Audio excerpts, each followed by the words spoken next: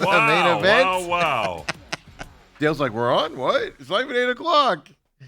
He's giddy today, folks. Yes. He is giddy. I'm your humble host, Stephen McCollum, and 17-year NFL veteran, 3-time Super Bowl champion for your Dallas Cowboys.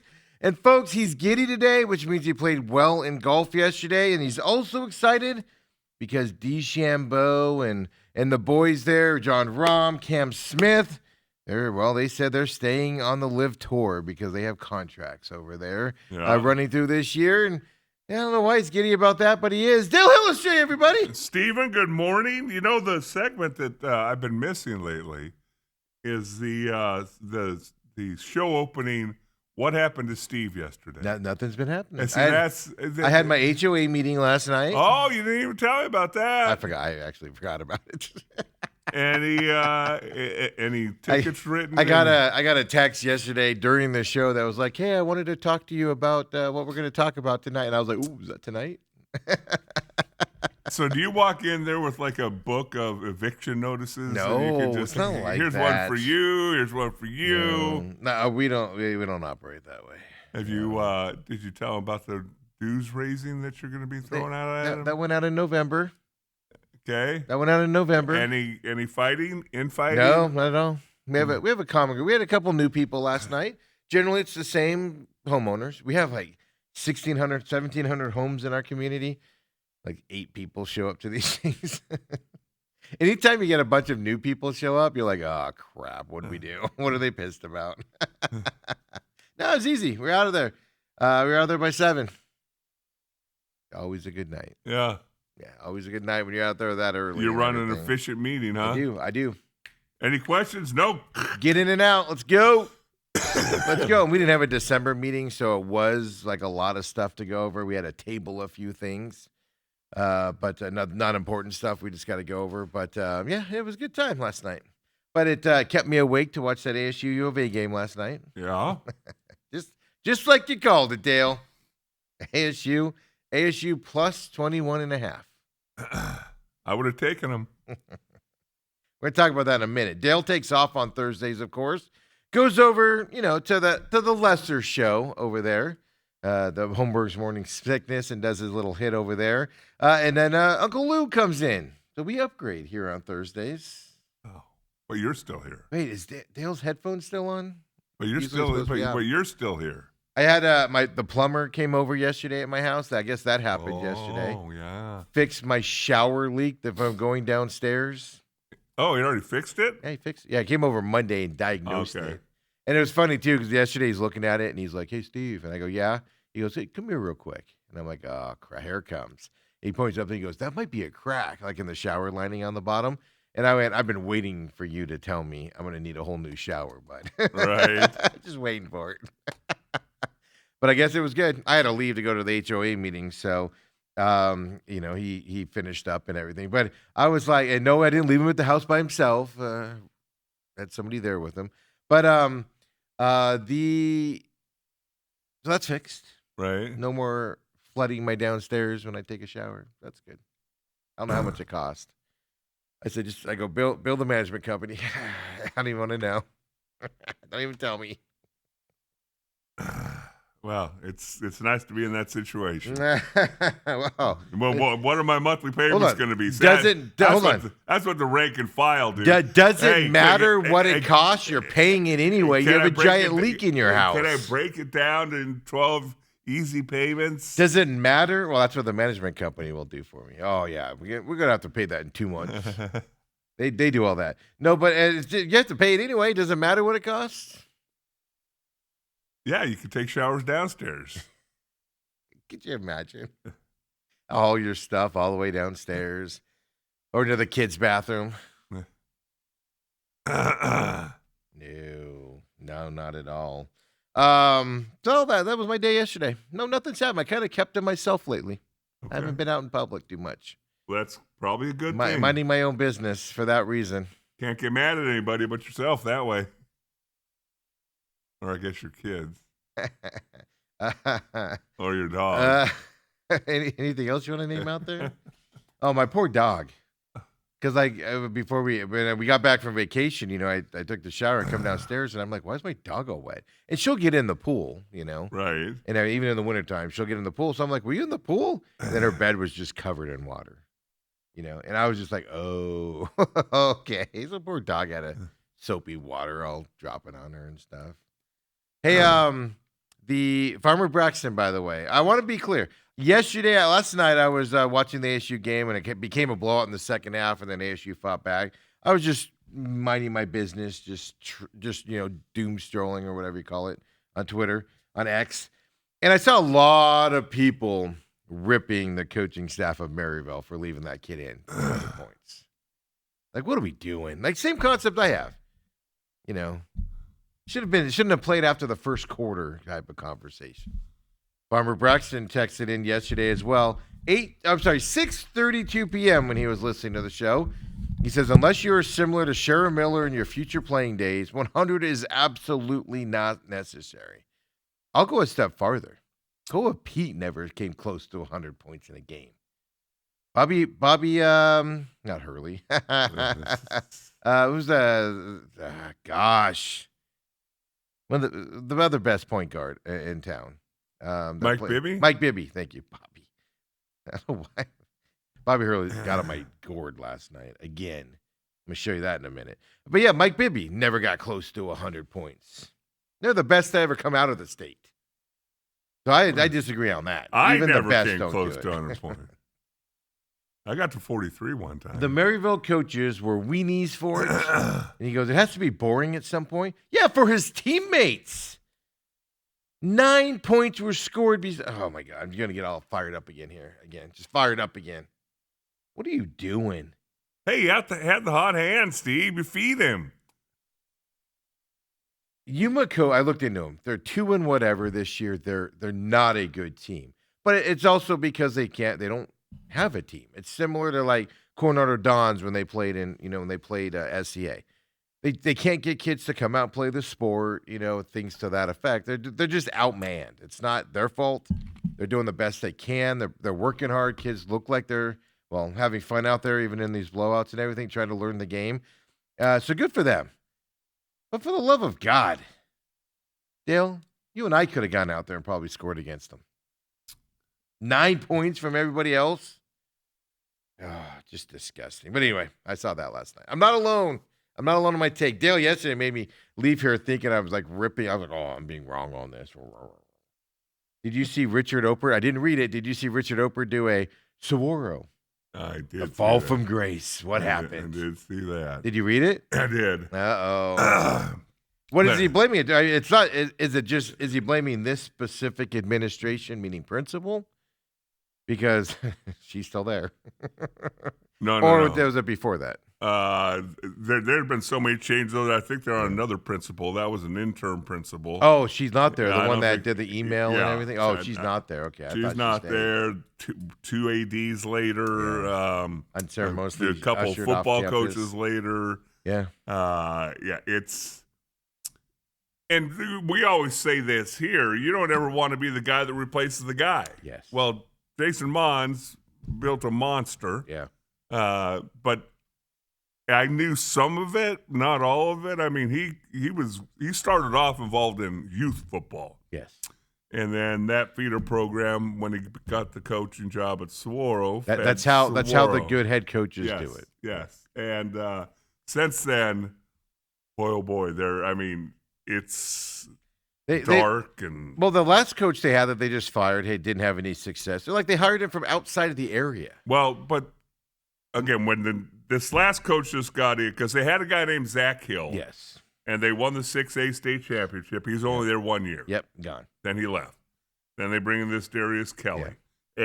And that's when the email came out. Yes. And that's when he got hurt with all that. And Saguaro lost. But it's like Chaparral. That 1 year I was doing Chaparral games and all that stuff. They hired a guy from like Denver. Yes. It's like how does that guy get recruits here in Arizona or get kids to go to the school if he's from Denver? Well, you hope that you're a good enough coach, but Kelly had some Valley ties. He did. It's just not in that area. He lost 60 kids. Yeah, he's a different situation. And as I was doing games that following year, there's 4 starters at Centennial. Oh, they came from Saguaro. Yeah, Richard Kelly's team, or not Richard Kelly, Richard Taylor's team. Yeah.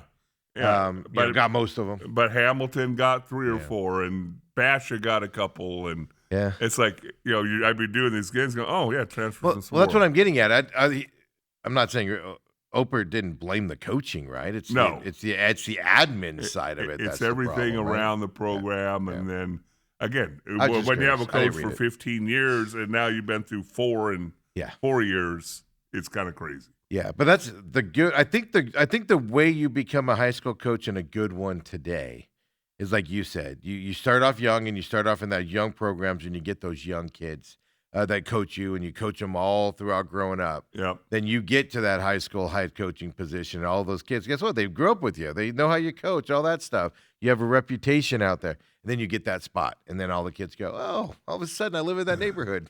Let's go. Yeah. Let's do it. Like Jason, I think that's the way I would do it if I was trying to break into head coaching. Get on a staff, and in high school, but you still have that little feeder program coming up. And I told you that story with Max Hall where I met that one kid. It was like in 7th grade, and his family moved to be closer, not because of being the thing. He could transfer wherever for ALA Queen Creek, and they moved to that area because they knew him, they worked with them, and they were like, hey, we're familiar with this coaching staff. We want to play for this guy. So 7th grade made the move because he got into that program in 7th grade, knowing that when he gets to 9th and 10th, he'll be in that program or whatever. And that was my first experience of it. And I was like, really? You're making those decisions in 6th, 7th grade? That happens out there, right? But it's the fall of grace for the Fighting Hellustrace. I'm reading this article on ESPN. Fascinating how NFL players prepare for the coldest games of the year. Vaseline. Oh, I get some chills just thinking about a couple of those games in Buffalo. Well, this Bears game, they're saying like 5 degrees. Yeah. And then the wind chill. And then 14, 15 mile per hour winds on top of it. So that's going to be minus 15. Yeah. And I saw somebody yesterday goes, I'm not worried about Stafford. He's from Detroit. Hey, dude, Detroit played in a dome. Yeah. Just so you know. Yeah. Probably practiced in a dome. Fill you in here. Now, granted, he's got to play Minnesota, but also in Detroit. He didn't play in the playoffs, so he didn't have to play in those cold weather areas. But yeah, this is supposed to be one of the coldest games. And Chicago everybody's going to be sitting out here in Arizona. It's going to be 80 degrees. They're going to have their Arcadia doors open and go, no, that's football weather. We'll have our the fire thing on, our extra TV while the game's on the TV in front of us. Yeah, you can't even start a real fire. 80 degrees. But no, it reminded me of back in Buffalo. I mean, the coldest game I ever played in was about minus 18 wind chill. -8. And they're just talking about how different players try different things. And it's interesting. The thing that I learned from the older guys in Buffalo was if you keep your feet, hands, and head warm, that's what gets you. You're usually pretty good. So usually there's slush or snow or something. So the first thing you do, you put on one pair of socks, then a plastic bag. Yeah, that's what amazes me, playing with a plastic bag and then a second pair of socks. If you keep your feet dry, you have a better chance. Then they had these black scuba gloves that that literally they got me whatever team we were playing, so it matched the jersey because you didn't want a black glove against a white jersey because then they can see the holding. Yeah, that way you can blend into the but like when I'd go to snap on 4th down, I'd have pockets in my shirt. Somebody take my gloves, but my hands would be sweating and then freezing. Yeah, and it's instant freezing. And then the old guy said, "We don't sit on the heated benches between series, but you walk by it." And I'm like, you hover around. We don't do what? Well, you got those giant coats that you throw on. Yeah, but still, there's a heated bench right there. I know. Well, linemen are different, though. You guys are like psychological. Like, guys will go out there with no long sleeve shirts on. Yeah, but see, now that's the thing. They had this tight material that snug to your skin that at least kept the wind off your skin. the cold's one thing, the wind's going to be another. Because that's where frostbite comes from. So we played the Raiders in that game. It was minus 18 wind chill. Buffalo and the Raiders? In Buffalo. And the year after I signed with the Raiders as free agent, I come to find out 3 or 4 of their idiots who came out with no sleeves, Matt Millen being one of them, had some frostbite. Matt Millen was never the smartest. He drafted a receiver like 7 years in a row in Detroit. Come on. Sorry, Matt, had to say it. and he had frostbite spots on his arms. Yeah. And not only that, but they got their ass kicked. Yeah, then he got beat too. It's one thing if it's worth it on the other side, but no, once you start getting in a frostbite, man, put a nice tight long sleeve shirt on. It'll get tugged on and stuff, but in the 70s, maybe it was really tough and cool to go out without sleeves. But there'll be some knuckleheads out there. They play on Sunday, right? Sunday night. Yeah, it's a night game. Ooh. On top of it, so the sun will be down on top of it as NFL well. Loves that. I think it's a low of 20 degrees, but then with the wind chill, they're saying like 5 or something like that. 14, 15 mile per hour winds. Uncle Lou's coming up. He always gives us the weather report as well. So, Dale, I got a couple things I want to go over with you before you leave. By the way, how'd you play golf yesterday? I played well enough to win money. I can't put 2 9s together. Yeah, this is my question, folks. Dale's off tomorrow and Monday. Yes. Because he's golfing 2 different things, but he's golfing 2 things. One on Monday. I'm still trying to figure out. He said it's a celebrity golf thing. Yeah. I'm trying to figure out if he's the celebrity or if he's going to go play with the celebrity. He won't answer that question. Doesn't matter, Steve. Doesn't matter, Steve. But you played well yesterday. Oh boy, and these are big tournaments in your world tomorrow and Monday. We got to put money on this, folks. We got to talk about this when he's gone.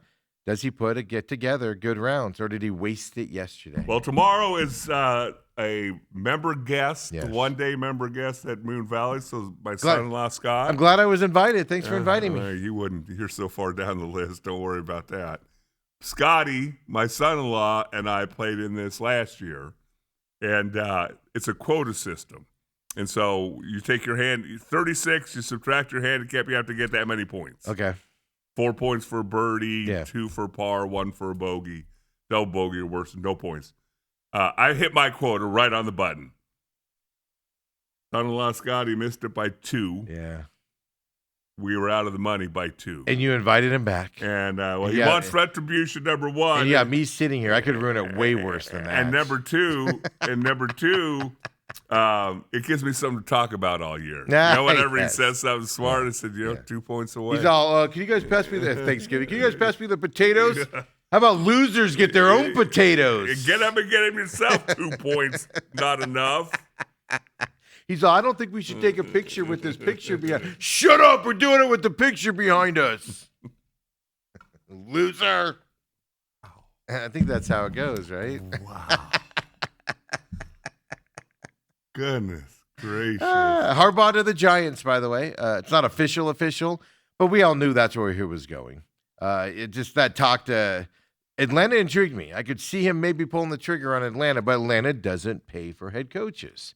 They're similar in the Cardinals side of it. Whereas the Giants are just anything you want, Harbaugh. Yeah. Come here. And like I said, and I'd been reading, which is interesting to me, because they kept their GM.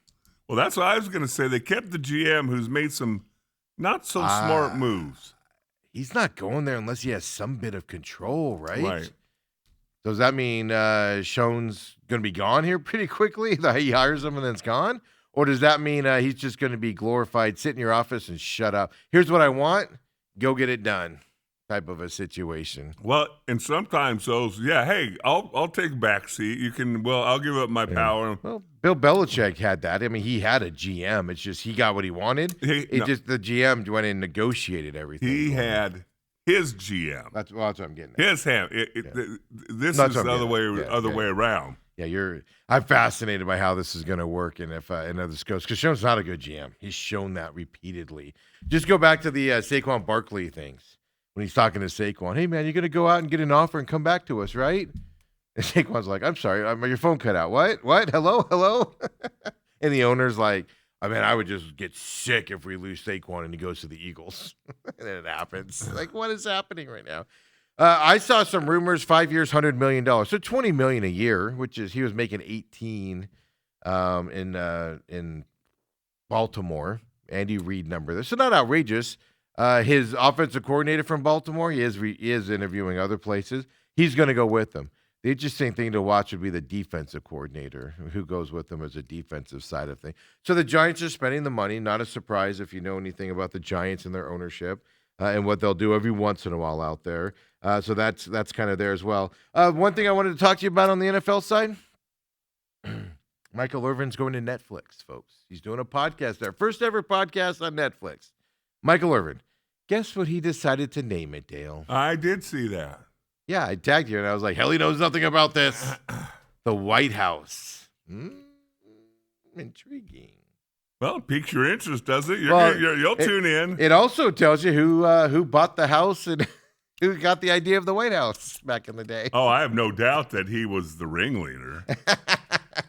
He likes that term. Yes, he does. I gotta love it. And then this is the annual time of year where we find out and we get reminded that Sean Payton is the biggest blowhard a-hole on the planet. Ooh. And we were reminded of that yesterday. We were reminded of it on New Year's Eve, where he's like, I don't like New Year's Eve. Anybody that celebrates New Year's Eve is a bunch of idiots. I don't even know what day it is. I'm concentrating on football. This is a guy that got suspended for a year for Bountygate, lying about it and all of that. This is a guy that can't win the big one. He's won it once, can't get over that hump any other time, loses in the playoffs a lot, Sean Payton. And the guy thinks he's like the best coach ever. Well, Bill Belichick would like to have a conversation with you, Tiger, on that. Yesterday, reporter asked him a simple question. Sean Payton, his reaction to this question. Let's check in with the biggest a-hole in all of sports, Sean Payton, folks. Sean, having Greenlaw back for this game, his ability to attack downhill and in the run game, just how big is that and the timing of it for this one? You want him to attack downhill? Is that your, like, what do you know about attacking downhill in the run game? You don't know. All right, that's right. But have him attacking downhill. It's good to have a healthy Dre Greenlaw back in the game. Yeah. Their quarterback.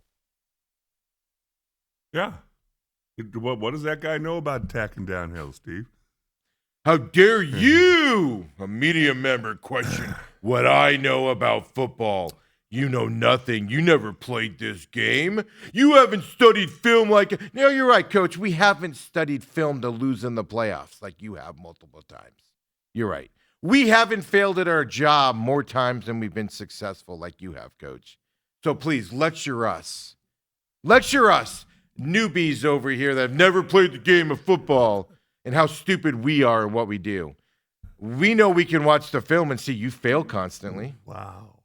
He's an a-hole, man. I can't stand him. Wow. He's just a jerk.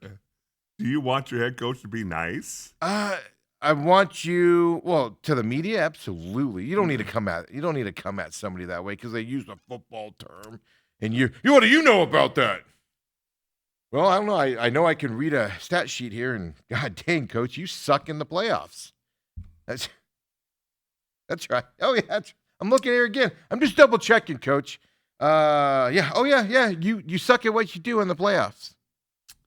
Boy, oh boy. For a guy who is 193, 117, a Super Bowl, numerous postseason games. Name his postseason record. You would cut off your left leg if that was the Cardinals. What's his postseason record? Oh, wait. Oh, I because it's not good. He's won one Super Bowl. Right. He has to cheat to get there. He's also gotten game. screwed out of Super Bowls. Best calls I've ever seen officials make. They were just on the money, nailed it. Well, maybe if he was a nicer guy, maybe the refs wouldn't. Maybe the refs wouldn't screw him over in the playoffs. Ever think of that? 9 wins, 9 losses. By the way. Yeah, they're 500. So guess what? He's played in 18 coached in 18 playoff games. You take that here in the Cardinals. So you're comparing apples and oranges here with the Cardinals. Why? You go to the playoffs, you have 9 wins, 9 losses when you have as good a team as he had in New Orleans. As good a team as he had. He had a 5'9" quarterback who was non-athletic. Who was one of the best in that era. 9-8 with the Saints in Super Bowl wins. Just make sure you know what you're talking about, reporters. 0-1 for the Broncos. Yeah, how dare you use a football? Hey, reporters, let's make a note here. Reporters, you're supposed to be stupid when you talk to people. Remember that. Just coaches. Just coach. Yeah, you're supposed to be dumb because that coach works his tail off to get to that position while you just sit around and eat the media food and the donuts. You don't know what you're talking about. Watching this team suck in the 0-1 for the Broncos in the playoffs. You're sitting there watching this team nonstop. You're excited Greenlaw's coming back because maybe you'll have some offensive output on this team and the game won't be a boring dredge from Sean Payton, and you're excited about it, and then Sean Payton's got to rip you a new one because, by golly, he's the greatest thing since sliced bread. Not even one of the best coaches of all time, Sean Payton. Now, the list of guys ahead of you. Now, as you say, 0-1 in the playoffs with the Denver Broncos. Meanwhile, this is while they jettisoned Russell Wilson and his $80 million cap hit out the door, and they still went to the playoffs. So, and he lost. Don't say so. So, and he lost. Yeah. You're not as good as you think you are, Coach Shea Payton. We can't get rid of Kyler Murray. We'll take that slander from Bill Belichick all day long because he earned it. He earned that. That's a slander the media in those ways. Sean Payton, you haven't. Haven't. If Sean Payton had Tom Brady for 15 years. Did he? No, why didn't he? Because Sean Payton can't have a good quarterback, apparently. Bill Belichick realized he needed Brady. Well, he's too stupid. He probably looks at his quarterback and goes, "What do you mean you wanted to throw it to that guy? What do you know about that? I'm Sean Payton. Let me tell you what you're going to do. What you going to do when Sean Payton comes after you?" For you wrestling fans. In all seriousness, he's just an unbelievable He does jerk. have a abrasive personality. Yeah, I know. In all seriousness, he's just a jerk. Yeah. And it's just, you get reminded of it from time to time. And it's like, why, man? Why? That was a young reporter, too. That wasn't like some seasoned vet or whatever. And I get it. It's just like you have all these questions, you have all these things, and the reporter, young kid, and probably studies film because he wants to be knowledgeable in there, and just to get talked down to, like, if anything, I praise the guy. I'm like, oh man, you watch film, oh, that's awesome. You're wrong, but that's awesome. Instead, you got to emasculate the people because they dare say that. I only get to stay here a short period of time. You can rant and rave about Sean Payton after I leave. This is the quietest story that I've seen. Did you see that 20 college basketball players are not indicted, been charged in a point shaving scandal, basketball? Yeah. You know why that's pushed into the thing? Well, because they want gambling to stay alive. Lower tier basketball. I mean, seriously, if you're throwing a game it wasn't Division I. And you're New Orleans, if it was Division I, you'd hear about it all over. How much money are you betting on a New Orleans? How much money's bet on New Orleans games? Well, that's how you get caught. Right, that's what I'm saying. Isn't that stupid? No, the bigger thing is last night ASU, U of A battled it out. Close game at the end. But let's go early in the game here, Dale. I want you to justify, speaking of guys that lose control and everything. Oh, no. Now, he doesn't get tossed in this moment, but Koa Pete goes up for a poster dunk, gets blocked. Scuffle happens afterwards. Double T's on both teams early in this game last night down in Tucson. Well, let's check in on Bobby Hurley and see how he reacks to a double technical. I thought you were going to tell me it was Tommy Lloyd who lost his mind. Oh, yeah. That's who you're going with. Here's Double T's and Hurley here. Pete. Oh, and he's blocked at the rim. Beautiful block. A hard fall. Tries to help him up. Oh, Pete's like, get out of here, kid. And Arizona has been attacking the rim, haven't they? Hold on a second. A little chippy already. Bobby Hurley's in the middle of it, too. Oh, I love this. You saw him on that piece. They're going to go to him again. Aaron. Look at him. Gee. What the? Over that? Look at this. There has been a double technical given out. You do that to anybody else, you're fighting, man. You're like, all right, I'm getting in a fight here. Look at him. Do your job. How about you do your job, Tiger? Get off your stupid ass, quit yelling at the referee, separate your players, and get the next play called in, clown. I'm done with Bobby Hurley. He needs to go. What are you doing? Did you see it? Yelling at the guy, beat up. What? For some reason, you know what I saw in that moment? I saw your interaction with Joe. Oh, it was probably very similar. Because I was mocking him. Well, he tried to help Cole Pete up. The incident happened on the side. You couldn't really see it. I saw another angle where it's hard to see. It wasn't that for the technicals. Off to the side there, somebody. And I'll be honest with you. I think a U of A guy took a cheap shot on the ASU guy, and the ASU guy reacted. Nothing crazy, but that's where the double T's came from over there. But Bobby Hurley, in the midst of, did you see the Arizona coaches? They're getting all their players back to their side. Arizona State's coaches are trying to settle down the kid who's involved in that and everything. And Bobby Hurley is just ripping that ref a new one, face just beat red, telling him to do his job. And we're 5 minutes into this freaking game, my man. What are you doing? It's just embarrassing. It's an embarrassing thing for your head coach to act that way on a basketball court. And for a guy who's been called into the principal's office multiple times over the years about his on-court decorum. Disagree with the referee. I'm not saying don't.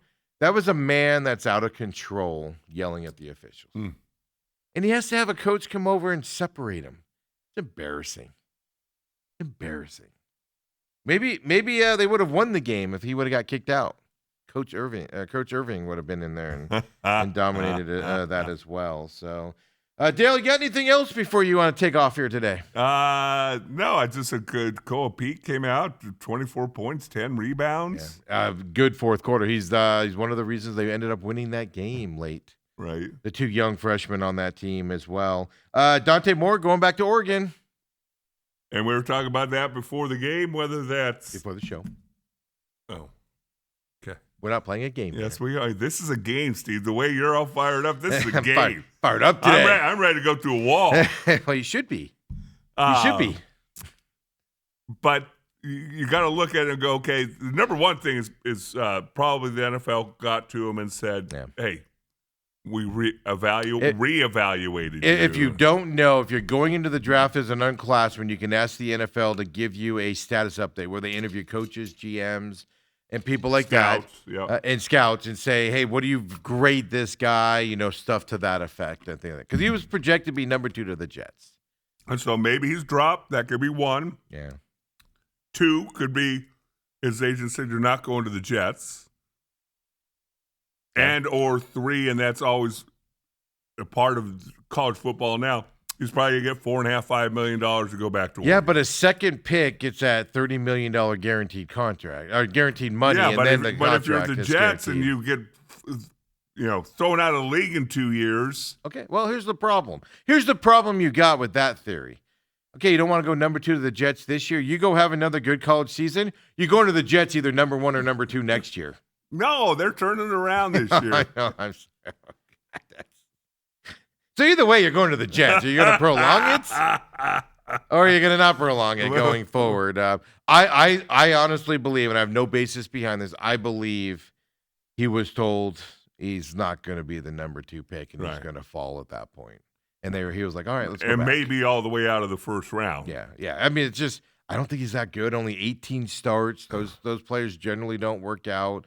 It's probably not a knock on him, but what are the needs once you get down to that level? Like you said, okay, you're going to be a second rounder, not because your talent level says you're a second rounder, but after those first 3 spots, people don't need quarterbacks in the first round, so you're going to go down into that side. But I believe that's probably more of what happened to him. The money doesn't hurt. Like if he wasn't getting paid in college and there wasn't any NIL, he probably would have still could go out. I heard another radio show earlier this morning talking about, well, hey, maybe the Cardinals should trade up to get Mendoza. And they go, well, do you think they'd take the 3rd pick and Marvin Harrison Jr.? I almost crashed the car. What do you listen to in the morning? What kind of garbage do you listen to in the morning? Yeah, throw in McCollum and Hellestray too, and maybe that'll sweeten it. I was driving in this morning, and I turned to some. I usually listen to the news talk radio in the morning, 92.3. But I turned over to a sports station too, and I heard the ad for the afternoon show. Yeah. Oh, there's only one elite quarterback in this NFL draft. So what do the Cardinals do for 2026? And I'm like, Mendoza's now an elite quarterback. Oh, he is elite. You don't like Mendoza? I'm not sure what he's going to be in the professional ranks. I'm not saying he's going to be bad, but if you're number one and you need a quarterback, you take him. Yeah. But if you're number three, I don't think you trade up to get him and give up all that capital and stuff. Well, if all you have to do is give up Marvin Harrison. Yeah, well, I mean, I would do that. I'd do that right now. You know what? I don't even have any say in this, and I'm making that trade right now. I'm going to make a text. I'm going to text somebody right now and say that deal is good. And I'm also going to tell Sean Payton that we're going to Sean Payton's going to be run playing downhill. Sean Payton's going to be playing in the AFC Championship game. I'm actually changed my tune a little bit on that game this week. Still with the Russell Wilson $60 million cap hit on them. No, it's not as bad this year. It's 50 or 60. They took it that 1 year. They took the majority of it in that 1 year. I'm actually eyeing the Bills a little bit in this game this weekend. You can eye them all you want to. That's fine. I've tried to influence Dale's pick tomorrow. I've also noticed that you have not been posting our picks lately. So I got to finish up the regular season. Okay, I know. I lost track of time, man. Holidays happened. Oh, geez. I just trying to carry Holmberg and his stuff right now. I have to carry Dale everywhere. My back just hurts a little bit. A little sore. I forget to sit down and do it. Robert says, so Helly played well yesterday. He needs to wear a green shirt on Friday and Monday. Don't start him thinking now. Well, he won't be here tomorrow or Monday. I'm just taking you guys to the next 2 hours, and now all of a sudden everybody's turning off the program. Like, everybody relax. It's good.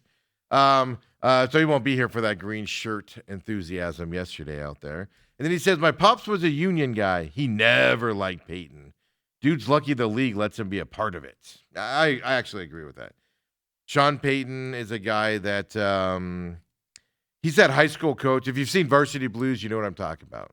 He's that high school coach that breaks the rules a little bit, bullies people, things to that effect. And it's not the way we do things. I'm sorry, Russell Wilson only counted $32 million towards the Broncos this year. Yeah, I told you they literally, because they could have spread it out over years, and they were like, nope, we're taking most of it in this year. And by the way, we're gonna go to the AFC Championship while we're doing it. Not when Josh Allen and the Bills. $32 million. It's the biggest cap hit on their team. Yeah, and he's not playing. Yeah, no, yeah. And you can do that with a rookie. Go Sean Payton. Go. Well, you go attack Holmberg downhill over there. All right. And let us know how that works out. Everybody else, I'll keep it rolling until Lou joins us. Downhill? At 9, I don't, Coach. I know nothing about it. I'm stupid. I can't watch game film. I'm dumb, Coach. I just wanted to try to sound smart, Sean Payton. Now you've called me out for the moronic ways I am because I've never played this game and I'm not as good as you, Sean Payton. That's how I would have responded. Okay, so now you know how Joe from the mechanics place felt when you attacked him. I could have changed that part myself. What do you know, Joe? I didn't know any. I knew that they had the quote and they could have pulled it out and looked at it and saw that the whole car needed to be redone. That's what I know. And he was too stupid to realize it. Moron Joe. Come on back, folks. Main event. Oh, Sweet Lewis is here, Brian.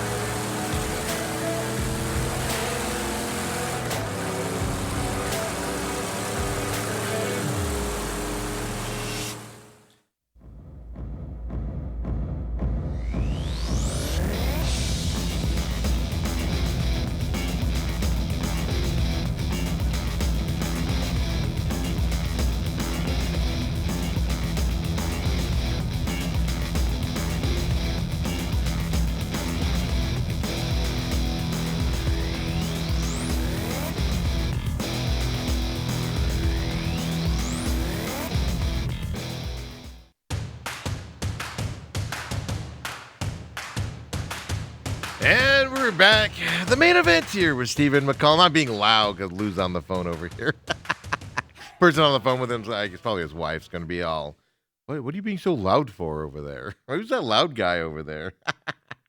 Dale takes off, of course, does the Holmberg hit here this morning. Yeah, check out that podcast later on as well. But for now, we got Uncle Lou coming up here at the top of the hour.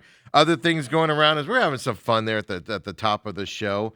Just Sean Payton just does grate me beyond belief with the way he talks to people and everything. But gotta get over it, Steve. Hey, or Arenado came. Obviously Diamondbacks traded to the Diamondbacks the other day. Met with the media yesterday for the Diamondbacks, and just they kind of asked him all the questions. Why did you waive your no trade clause? Why did you want to come here? He's a Southern California guy, by the way, so obviously he's closer to home. Interesting enough, he forced his way out of Colorado back in the day because, and I tried to find the exact quote, and I just found kind of paraphrases of it. He wanted to play in more playoff games.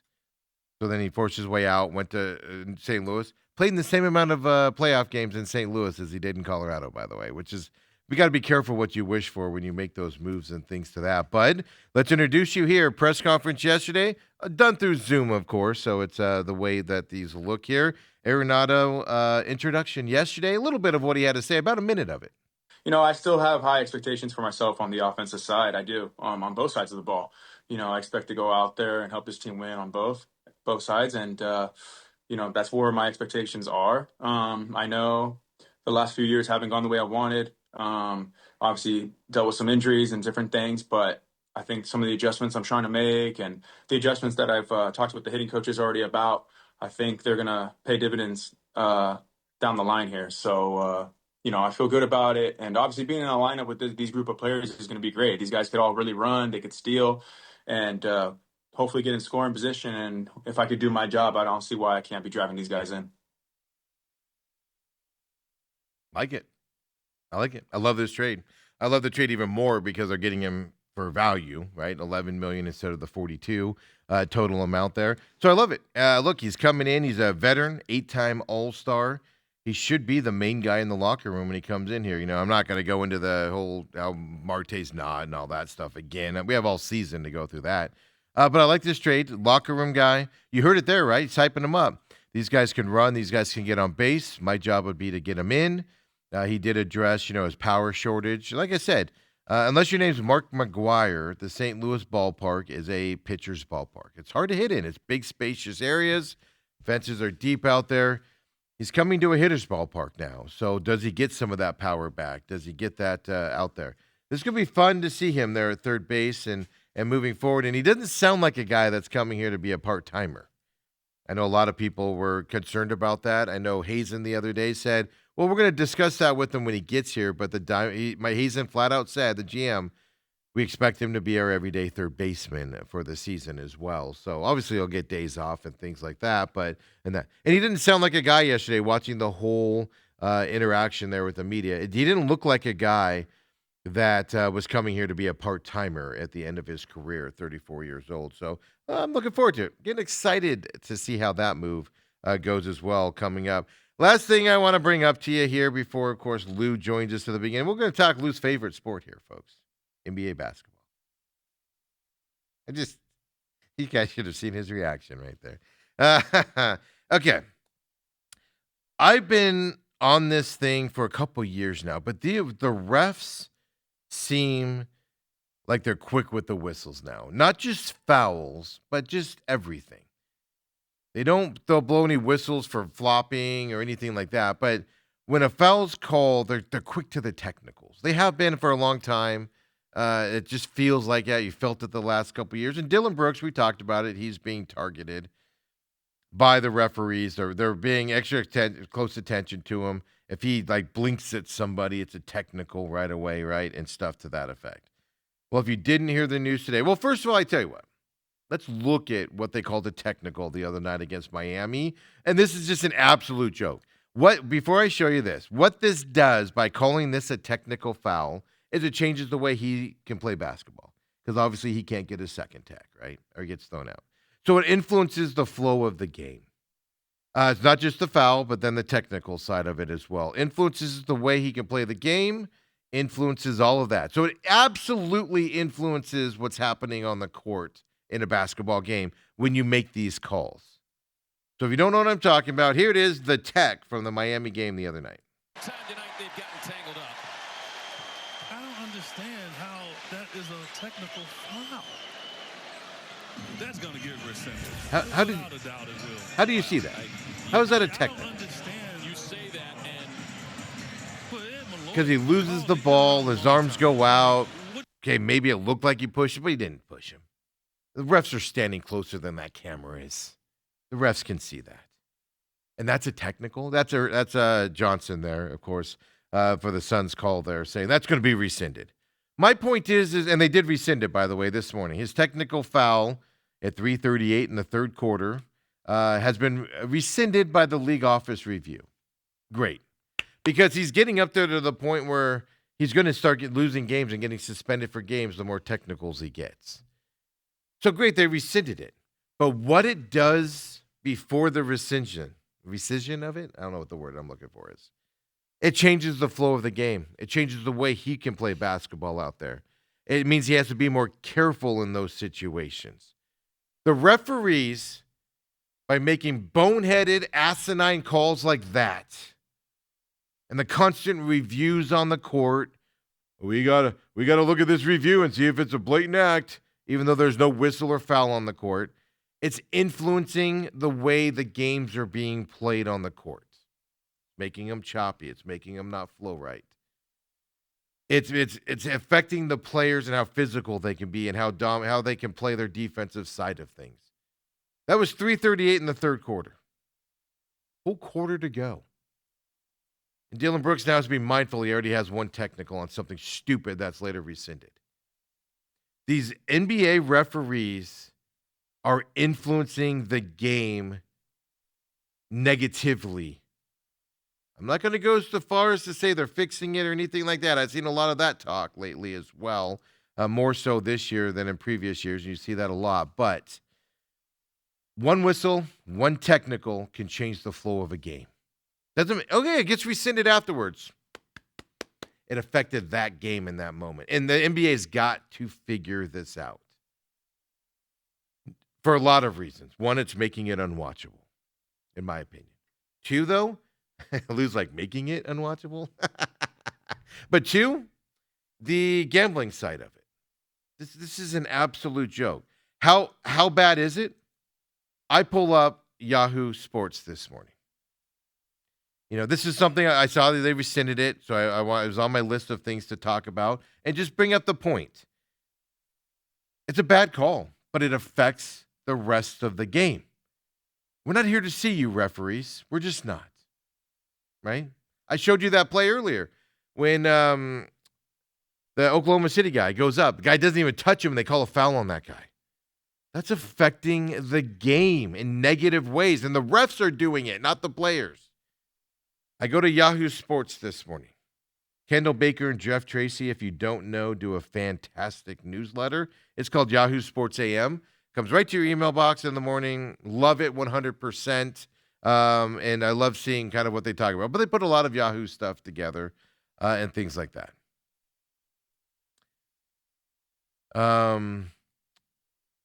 The first thing they talk about in this newsletter is about the silent whistle.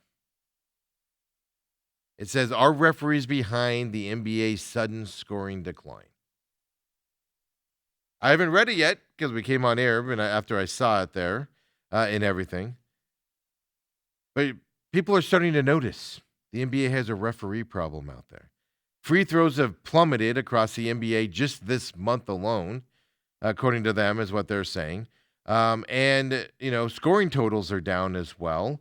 And according to Yahoo here, there's been a relentless cascade, I'm reading their words, of bets cashing the under on point totals.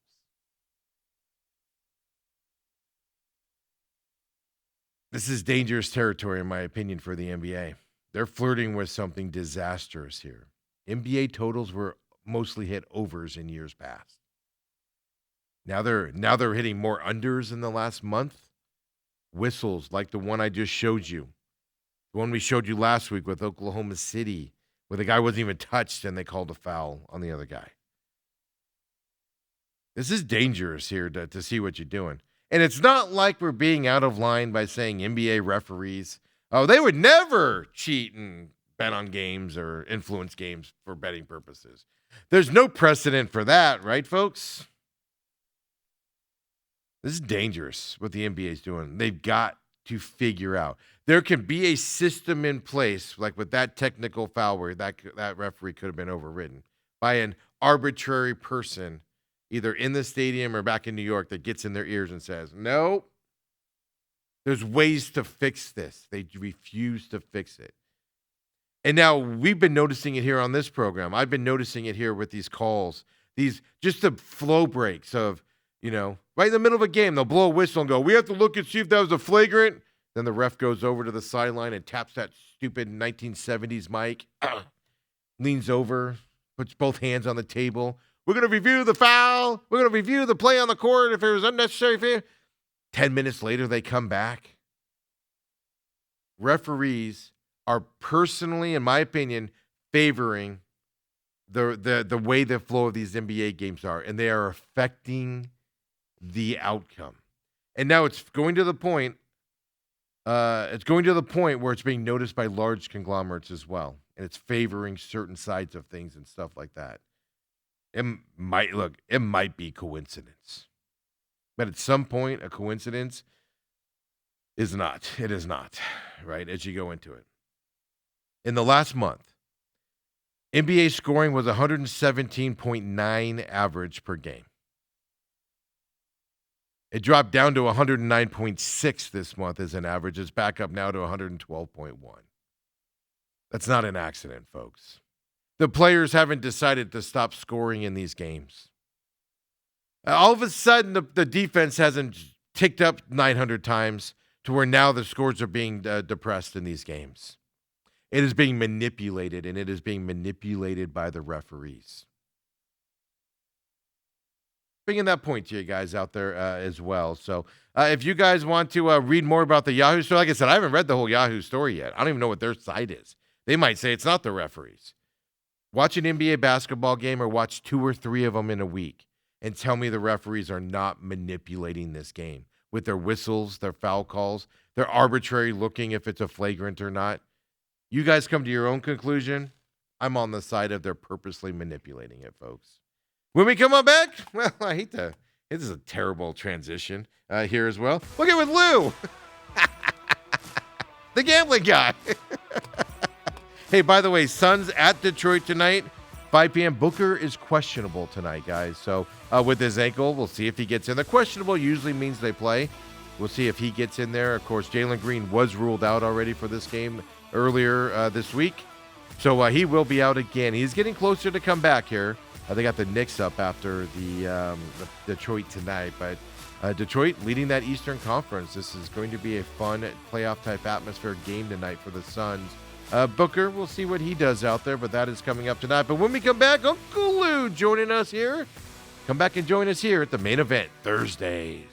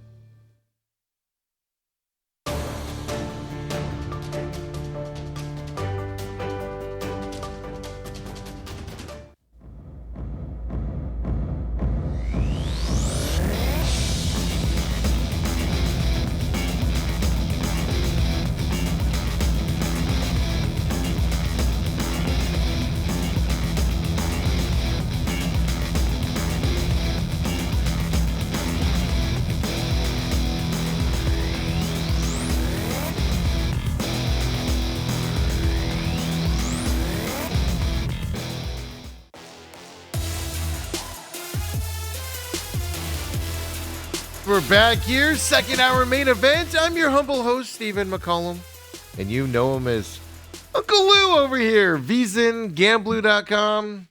Check him out there as well. Lou, how you doing today? I'm doing great, Steve. Happy to be here. I was just talking in between the segments here that after a couple of years of doing this, Steve has gotten very crafty. Now he just talks about the NBA on the last segment because he knows I'm not going to butt in and tell Kobe to turn my microphone on because I agree you're disagreeing. Lou thinks I'm an something. NBA ref that I planned that today. I'm not that sophisticated. I don't know why I give referees so much credit to being able to manipulate games, and then I'm over here going, "Yeah, it was purely coincidence today." Well, they can. I just don't know if they are. I don't know enough about. That's a sport that I really have zero positive to say about any capacity of it. So much so, folks, that he goes, "Suns are bad this year, aren't they?" And I don't know. I they're surely not. don't know. I know the Cats are pretty good. How about that? Do you watch that game last night? No. You didn't Who stay did up they and watch play? it. They played Arizona State. U of A and ASU played? They won by 4. Arizona won by, I think, 4. It ended up being. They had to be favored by more than that. 21 and a half. Oh, good for ASU. Is that Bobby Hurley still? Bobby Hurley. Yeah. You want hey, Kobe, get this clip ready for me. I just want to show this. And was it here? No, it in Tucson. It was in Tucson they played them to Yeah, and Arizona does not lose in Tucson very well. When that game comes here, let me know because I'll bet the Cats. That'll be the blow-up one. But this is what drives me nuts about Bobby Hurley. Forget about how he always underperforms and all of that stuff. Kobe, play that clip again. Watch the Koa Pete goes up and gets blocked, and then something happens behind the scenes where ASU and a U of A guy get a double technicals are drafted. But I just want to bring up, this is what I can't stand about Bobby Hurley. Go ahead and play it here. Pete. Oh, and he's blocked at the rim, and he hit it. Had a hard fall. Sportsmanship tries to pick him up, but behind the scene there, you can see it kind of in that back screen there. Some Johns happening. And it's getting a little chippy already. Bobby Hurley's in the middle of it, too. Oh, I love this. This is going to be You saw a clip of Bobby Hurley there. It'll come back to him. Look at Bobby Hurley here.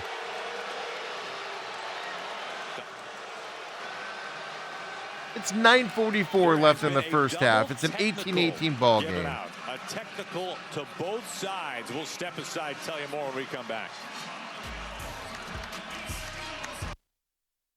That drives me nuts about Bobby Hurley. He's out of control. He's screaming and yelling. Am I out of place on this? Dale makes fun of me because I can't stand it. Am I out of place? That's just there's no place for that in basketball. It's not my sport. I hesitate to comment, but here's what I'll say. You say that. When I coached, I was extremely fiery the first year. And Lou Holtz had a saying, remember, danger is just one letter away. Anger is just one letter away from danger, the D. And my second year on, I carried on like Bobby Hurley I was a defensive coordinator for young kids. Every single practice I was screaming and yelling and grabbing them but on game day, we talked in monotone levels. Mm-hmm. We were very matter of fact, and the kids had to read the cool from the coach to be able to go out and play level-headed football. Mm-hmm. It took me a year to understand that. Mm-hmm. So you set the tone as the coach. I don't have a problem with fiery coaches. I don't have a problem with what Hurley. I don't have a problem with fiery coaches either, but there is is going too far. Like Mike Stoops, the kid down at U of A when he was head coach, it drove me nuts. He's a hothead. Yeah, what are you doing? Like there's a level, and then I have a problem with Jonathan Gannon this year, who just stood on the sideline with his arms crossed the whole game. Like there's a good in between there and everything, but he just looks like he loses control. And it's just, you saw what the U of A coaches did. They were all there getting their players off the court there, over on their bench and everything, and moving them down there, and everything. And their coaching staff was doing that. And you just got to deal, It's like when you go out to a bar and you got that one friend. Everybody else is like, oh, and something happens, and some people react a little. And some people get a little fired. Then you got that one friend that just goes over the top. And you're like, dude, what are you doing? It's over. Let's move on with our lives. And they got that one friend that 20 minutes later still yelling about it. Nobody wants that. It's year 10 of that garbage. It annoys me, Lou. It annoys me. I wish I could comment further. I thought he played good basketball as a guard at well, that's Purdue, the thing. He wasn't like that at Duke. Because Coach K was like, we don't do that here, kid.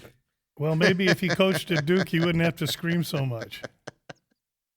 There's a little well, you got that side of it, but he for recruits these kids, so it's his fault they're here if he has to scream that much. I wish I could offer anything. By the way, his brother's the same way at UConn, so that one at UConn, yeah, he's a beauty. He plays in Creighton's league, yes. And once in a while I see a few minutes of that. Yeah, he loses his mind occasionally. I literally don't know a thing about that. And UConn, by the way, is a really good team. They dominate and stuff like that. So I don't think it's the recruiting and the players and stuff on that side. But anyway, Lou, it just cracked me up. But yeah, Arizona barely won last night.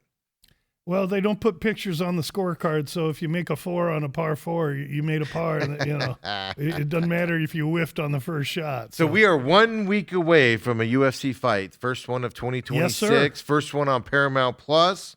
So it's free, no pay-per-view. Well, it's free in terms of you have to buy Paramount Plus.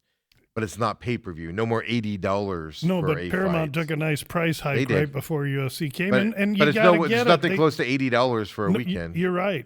I mean, when you think about once a month, $80, that's 12 times 8, $960 a year. I refuse to do it. I refuse to do it for those reasons. Like, man, just for 4 hours or 5 hours of entertainment would be interesting. Now, this card is, ironically enough, as I said, this card I would pay for. This card is going to be fantastic. Well, we lost the co-main event. That's the bad news. The good news is we get a better fight as the co-main event because Sugar Sean O'Malley, a product of Phoenix, Arizona, the Sugar Show's going to move up in his fight with Song Yadong and compete in the co-main event. So unfortunate for Kayla Harrison. It was a women's fight, right? It was Kayla Harrison and Amanda Nunes going to be. That should have been an interesting fight. Why was that called? I just saw the headline. She had an emergency surgery on a disc in her neck, and she's all busted up about it. Kayla Harrison. Okay, Harrison did. Okay, and Harrison's a wrestler, and so they're going to try and turn it around and get him to fight again. There are a lot of moving parts on that fight. Number one, how much time Nunes has been off and away from the cage, but now you add the complexity of coming in after neck procedure. And so there's a lot of complexity in that fight. So we'll wait and see. But the good news is we have a numbered event. It's not a pay-per-view event on the 24th. And then on the 31st, we have yet another numbered event that's going to be taking place in Australia. Yep. And so both cards are killer. I released on Twitter, if you want to watch my Twitter feed, yesterday I made a release that basically overrode a release I had made earlier because one of the fighters fell out of that fight. So one parlay went away, and I used the same fighter for the UFC 325 in 2 weeks. For UFC 325 in 2 weeks. If you go to the Gamblu, if you just go Gamblu at Twitter and scroll back, you'll find a parlay release there. That is Rouston coupled with Fazeev, and one unit will earn you 1.44 units. And for those of you that have been watching me for the last couple of years when I've been using the paywall on the webpage, that's gone down. We're totally transparent, free, and open to the public this year. And so if you're interested in fights and you're interested in my selections, whether you want to follow them or fade them, that's your business. Those will be coming out on Twitter. Early positions now won't go on the email to the clients because everybody's a client. They're going to go right on Twitter to everybody, and then you can, wait and watch the fight and laugh at me then or laugh with me. Absolutely. So make sure you're following Lou this year, because he does put that out like he did yesterday as well for that. So, since you kind of already hinted, you haven't hinted. You told everybody everything's, not behind a paywall this year. It's going to be on Twitter, on your website as well. So tell everybody where they can find you. Yeah, I mean, I'm a businessman, and I made it clear to clients 2 years ago that I had to I had to borrow the money to do the webpage from my lovely wife, the CEO of the household. And I had to pay her back, and I did it through sales of my sports, and it worked great. Now, this past year in the UFC, I didn't make profit. And so I'm not going to go back and charge these kids money if I didn't earn. I'm going to, in fact, go public. I'm going to kill it this year, and then we'll see what we want to do in a year. But that's a long ways away. I'm focused now on addressing some of the shortcomings I had last year.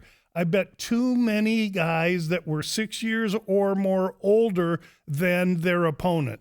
I go back and study those trends, and too many older guys. And so you're going to see a huge and immediate reaction in the amount of releases I put out in the UFC this year as well. I'm not going to take a 40-year-old against a 30-year-old unless it's very, very compelling, unless it's Mike Tyson against me, and that's a bad example. But so let's talk about Gamblu.com. That's the webpage that all these clients were good enough to help me finance, and there it is. Top Band tells you everything you want to know about me. And you know what? Doggone it. I did my blog yesterday, and I didn't post it, so look for the divisional round blog to be up later today, for crying out loud. That there's no excuse for that. Anyway, those are the sports I work. You can check me out there. The most important tab for all of us is the San Xavier Mission tab, oldest mission in the United States. It's south of Tucson, just a few minutes here in lovely Arizona. And when you go there, every day is like that, blue skies and nice and warm. It's a great mission. They're doing some refurbishing to it. We donate regularly to that. Just this week, we made a tuition donation to our young. We sponsor a young man in the Dominican Republic. I can tell you his first name is Victor. I can't tell you the whole name and all that because they don't want me doing privacy that kind reasons. of stuff, Yep. I guess. Nonetheless, we're involved in trying to share and contribute. And between young Victor, who we pay his tuition for, this will be the third year, and the San Xavier Mission, I'm really pleased to be able to try and hype those two causes. And Steve's really a great backer that allows me to talk about it every week I'm here. So thank you. Absolutely. And then just because we do start up UFC next week, Sneak Tea podcast still on Monday mornings? Yeah, and I up? usually do those on Sundays, but with the divisionals, I don't want to be interrupted watching those divisionals this week. I'm probably going to tape Saturday because these numbers for this fight have been out for a month. Yeah. And I've already got some notes made, and so I can easily do that pod on Saturday, and I'll probably have it out on Sunday. And then Bout Business will be posted as well. Is that going to be posted on the same platforms, like on your website? Right now, it used to just be Sneak Teep. That's correct. Unless you logged in, so both of them will be on there now? So you can go to the Gamblu webpage to get both the Sneak Teep and the Bout Business. Now, Bout Business doesn't come out till about midday Pacific time Friday after weigh-in. So if you don't want to do it that way, go to your favorite podcast platform and hook it up that way.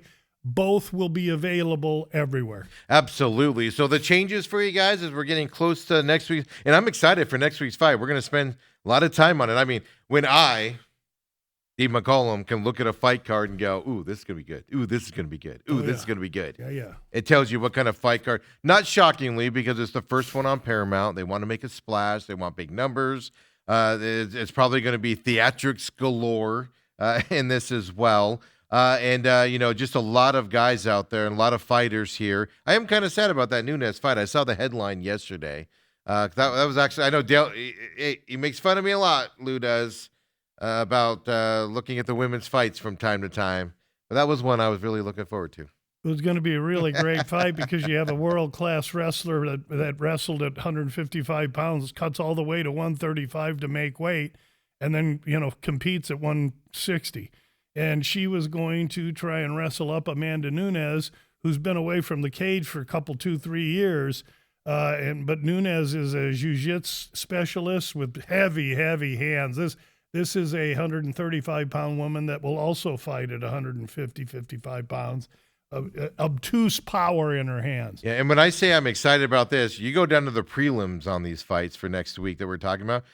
There's guys that I know in the prelims that are fighting, and normally you get down to these prelims and early prelims, and I'm like, yeah, I don't know any of these guys. No, there's guys down here that I'm like, ooh, these guys would be fun to see. battle it out here with this fight coming up next week. So they put together a good one. Yep. Only 4 main card ones now, or 1, 2, 3, 4 now with that Nunes fight going away. I'm pretty sure because of the time zone, they'll take a lower fight and move it to the. Well, that's what I was going to ask you. Does so the Natalia Silva Rose fight get bumped up possibly to the main card? Maybe not. I would think it could be Umar and Figueiredo. It could be Gauthier and Puliev.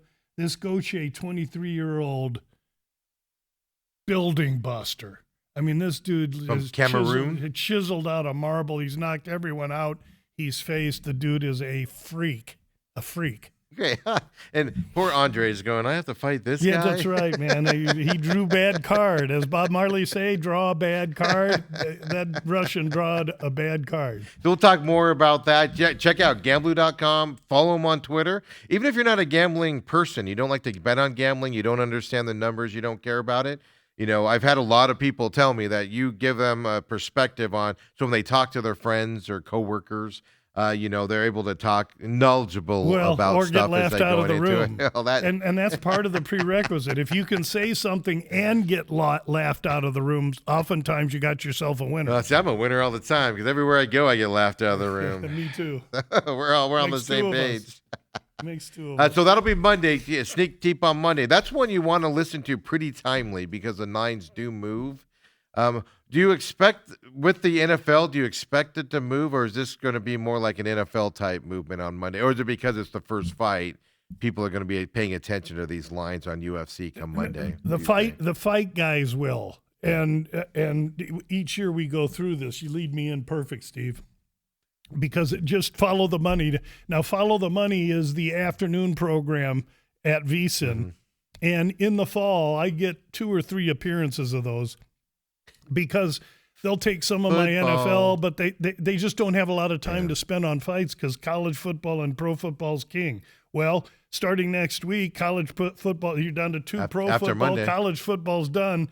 And so they need – now fights come into view. And then after March Madness, then I'm, lose the star of the show. Rock Hudson. Everybody wants to talk about the UFC. So it's great because I get a lot more run this time of year on the VSiN network, which is great. I'm on a regular spot on Beating the Book. Excuse me, not Beating the Book, but Beating the Book. Yeah. Beating the Books. I was like, did they change the name of it? With Dave Ross and Jensen Lewis, ex-baseball pitcher, and have a great time on those spots. So it's going to be a fun next couple months as we roll into 26. Well, we got a big weekend here coming up. Last weekend in the football side, the thing that amazed me the most was last week we talked about the wind. We talked about the cold, the wind, mainly the wind. Some of those games were windy, and they were still able to throw the football down the field in a couple of the Eagles game, and then the Sunday night game there as well. Chicago, Chicago's game. It just amazed me how some of those guys were still able to complete balls 15 yards with 20-mile-per-hour winds flowing on them. Yeah, these guys have strong arms, and we're looking at wind in Chicago again this week with extreme cold. And everybody's quick to say, "Oh, it's the Rams and they're soft and they're not going to be able to deal with that." I even heard that on the VSiN network this morning, and I can't wait to dispute that because what the Rams are going to do is run that ball right down Chicago's throat, right down that 29th ranked DVOA defense's throat, and they're not going to get off it. They're going to start it early. They're going to do it in the middle, and they're going to do it at the end. All I've seen the last 2 days are Matthew Stafford's records in cold weather and all of that stuff. So the narrative's out there that the Rams are going to Chicago and going to struggle with the temperatures there and stuff like that. And the Rams are not Miami. Remember, Miami and Kansas City a couple of years ago, that's a finesse team. West Coast offense, timing, patterns, everything. They couldn't compete.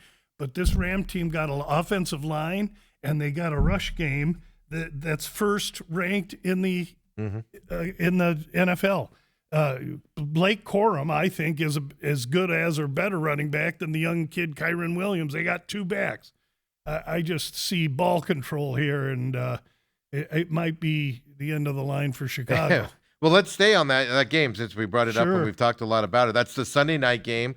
4:30 p.m. our time, so I say Sunday night, but that's a late game on NBC here coming up. The question that I've got on this is Bears get turnovers, they win the games. That's basically how I see the Bears in today's NFL. They'll be competitive, but they need turnovers to get over that hump. If the Rams do what you're saying they're going to do and just run the football, they won't have many turnover opportunities for the Bears. Well, you don't know if they could put the ball on the ground. That is true with the cold. And to all be that. fair, when you track these two teams, Chicago's 9th-ranked offense stands up well to the 3rd-ranked defense for the Rams. 3rd-ranked defense, pretty darn good. But it's the Rams' number 1 ranked pass, number 1 ranked rush going against that Bear defense. It's just really had trouble, except for, wow, what great adjustments did they make last week in the second half? Yeah. Holy smokes. The Bears are never out of a game. They looked like a great team. But here's what I want to get to. Yeah, Bears plus 22 turnover margin, but Rams plus 11. So let's not discount the fact that the Rams were the beneficiary of some turnovers too. And turnovers always play a big part of a game. And the other thing that does is the third component: offense, defense, special teams. And in special teams, Chicago's ranked 18th, right in the middle of the pack. However, the Rams 26th. And if you'll remember last week, the Rams had a punt blocked. Yeah. So while I'm forceful on the Rams, there are some question marks here as well. This Bears team is a team that believes. They like this coach. The city's on fire with them. And belief is a really strong thing, belief and momentum. And the Bears have that. So I'm really looking forward to all 4 of these games this weekend. I was talking to somebody I know that lives in Chicago, and they said that they haven't seen the city this way in like years.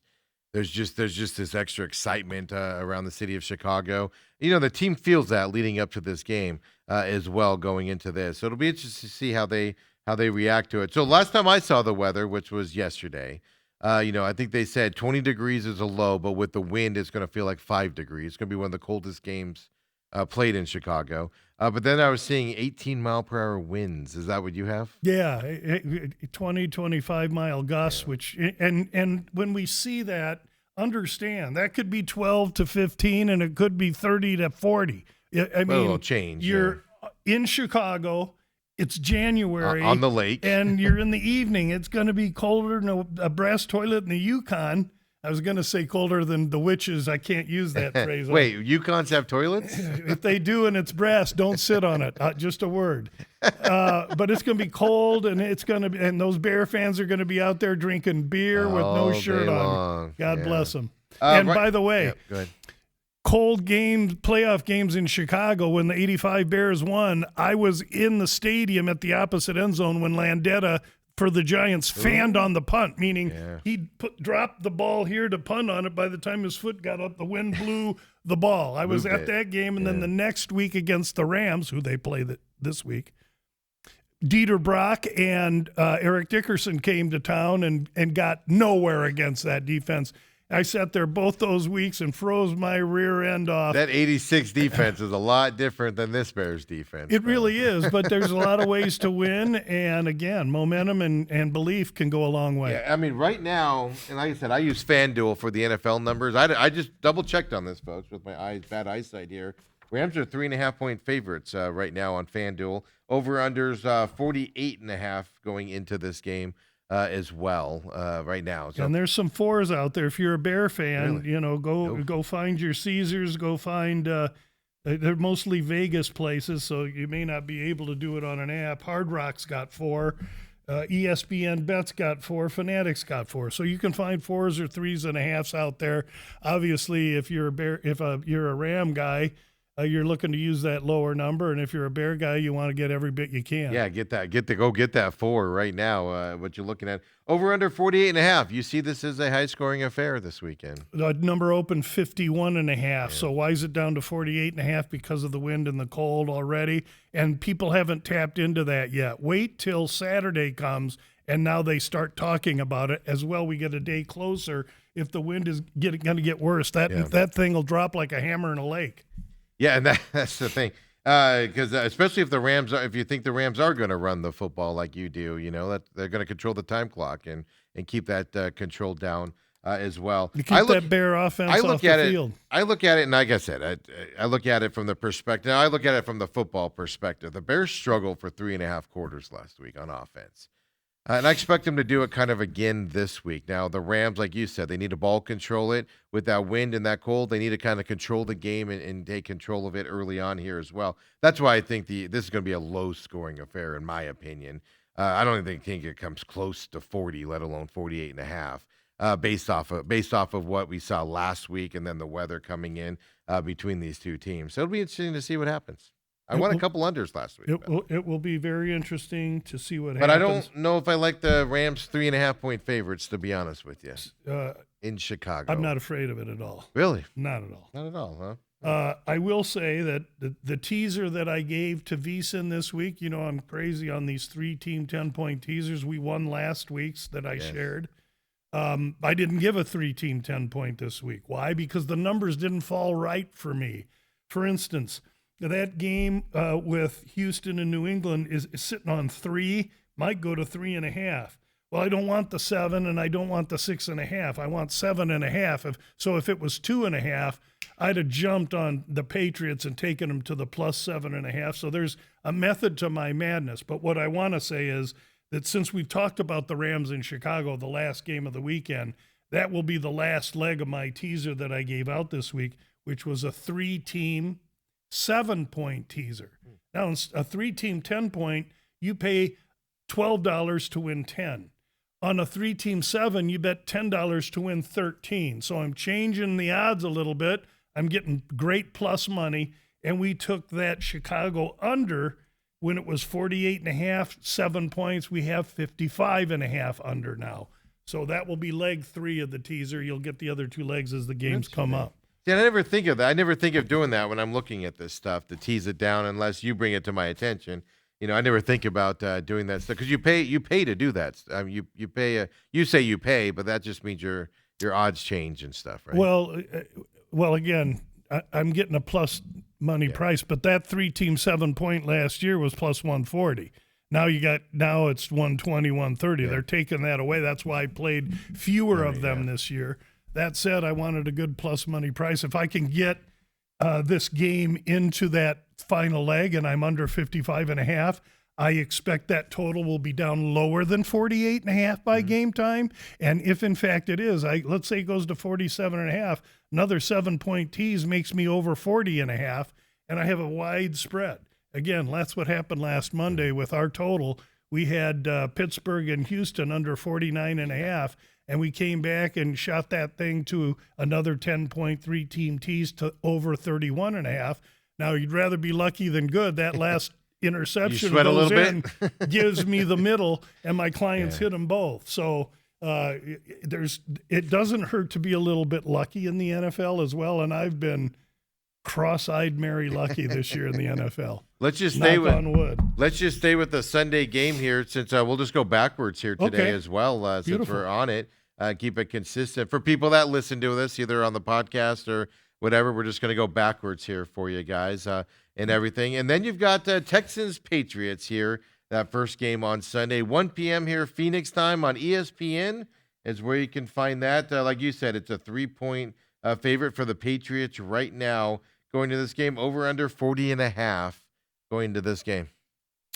Yeah, and you're seeing. Listen, if you like New England here, you need to look at it now. And when you're saying 3, even at FanDuel, it's minus 115. So it's teetering on going to 3.5. Mm-hmm.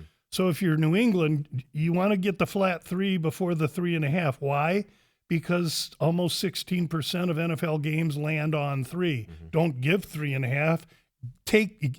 Give the 3. At least get a push. If you could have the 2.5, that's what you want, because now you get the 16% if it lands on 3. So if you're into New England, you'd better look at them now before it goes to 3.5. I believe it will, because I think you have an inept offense in Houston, and they're missing Nico Collins. I have to get a status report on him later today and tomorrow. Yeah. If he doesn't play, I assure you this will go to 3.5.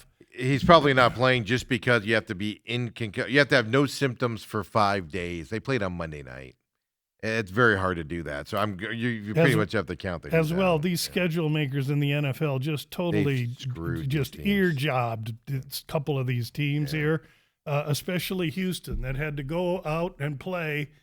Who did they play last week? Pittsburgh on Monday night. Short week, go home. Now they got to go all the way to New England. They're not making it easy. And early Sunday on game D'Amico Ryans, but this 40.5 is the total here. And the total opened on this game 41. So it's ticked down just a little. I mean, let's face it, both these teams want to win by a field goal. But what doesn't fit? I'll tell you what doesn't fit. Houston's terrible offensive line, their 19th ranked offense going against the New England 23rd ranked defense. And New England, at least they have some Vrabel in them because they're only 17th against the run, but they're 23rd against the pass. I don't know if Houston, without Nico Collins, has the equipment to be able to expose New England in the pass game where they're susceptible. So there's my question there with Houston. Meanwhile, New England, third-ranked offense via DVOA going against the Houston second-ranked defense DVOA. To me, this game looks tight, close, and a field goal game. I agree. The Texans defense is going to keep them in it. Now, just like you saw last week with the Steelers, there's a 7-6 ball game for most of the game, it felt like, before Pittsburgh defense Uncle Louis finally gave in. Grease ball lucky over cover. Right. So I think you're going to see the same type of game like you said last time, when that we're going to see this weekend. So that's what I'm surprised. You said that under only went down 1 point. Kind of surprises me.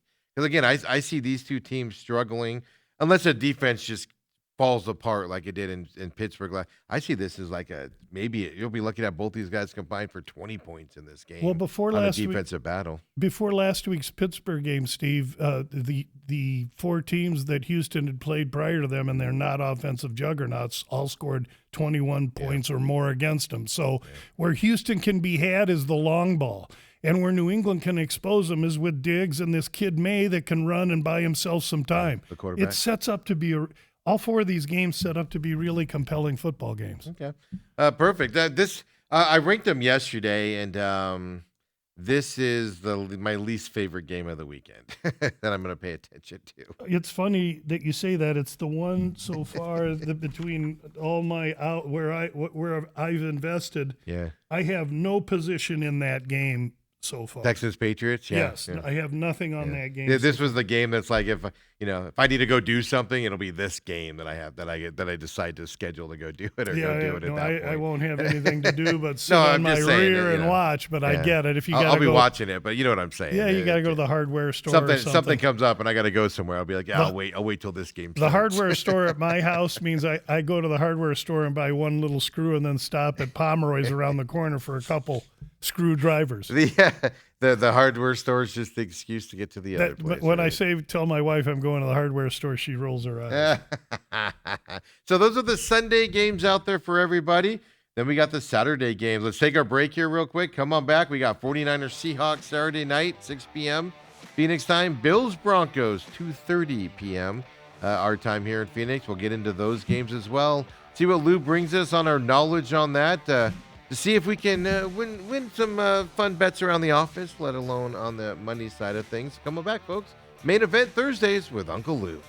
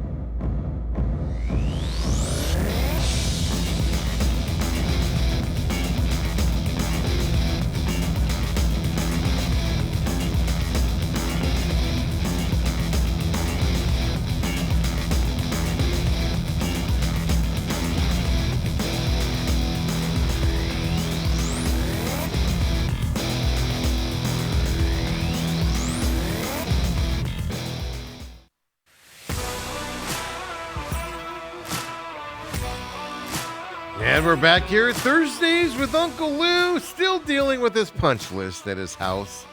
Phone calls in between there. I had a big leak. My shower, I came back from vacation, and my shower, I took a shower the next morning, and my downstairs was like flooded with water.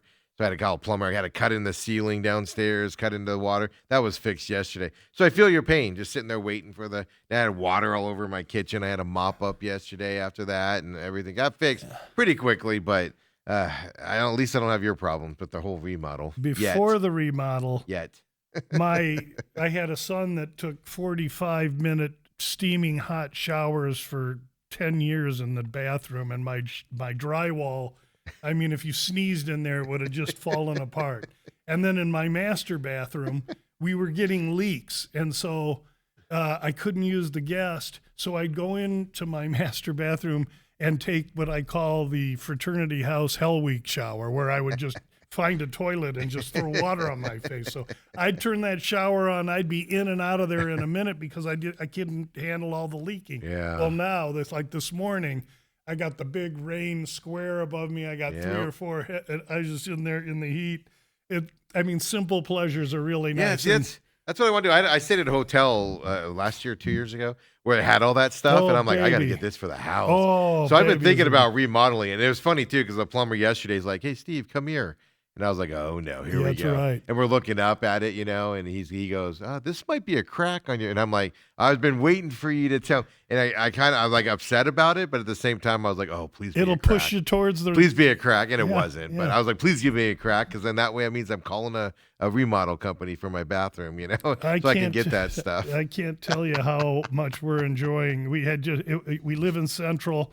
The home had never been remodeled. Literally, my wife and I's master bathroom was a phone booth size. Literally. And for 10 years, only one of us would be in there at a time. You could hardly fit 2 in there. So now we got this nice spacious bathroom. She's got a bathtub.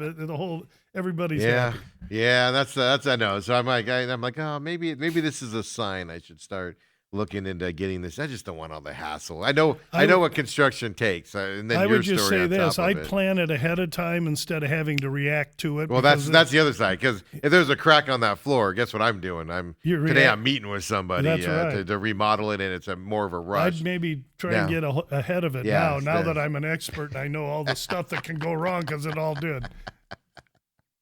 I know, and I think it was Dale that goes, "You have 2 other bathrooms. Go use another bathroom." I'm like, I'm not trudging my clothes and everything to the hallway, the bathroom in the hallway that the kids. I'm not taking it downstairs to that bathroom. Like, it doesn't make any sense. I don't Dale, know. But that's an offensive lineman outlook. Yeah, you life. do what you got to do. That guy rolled around in dirt and loved it for 17 years in the NFL, right? So we're covering the NFL side of things. Don't forget, guys, you can text us 623-252-6670. Hit us up on X as well. You can hit TME Sports Show while Lou's on here. Afterwards, hit him up there at Gamblu, at Gamblu as well, and then Gamblu.com. Lou at Gamblu.com is his email if you want to do it more personable, if you don't want to put your question out there, if you don't know if you want it out there for people to make fun of you, or you think people are going to make fun of you and stuff, and you want to do it personally, you can do that as well. So nobody makes fun of people. There's no dumb questions. The only dumb question is the one not asked. So I ask a lot of dumb questions every week, folks, and I don't feel like an idiot doing so we're all good to go, right?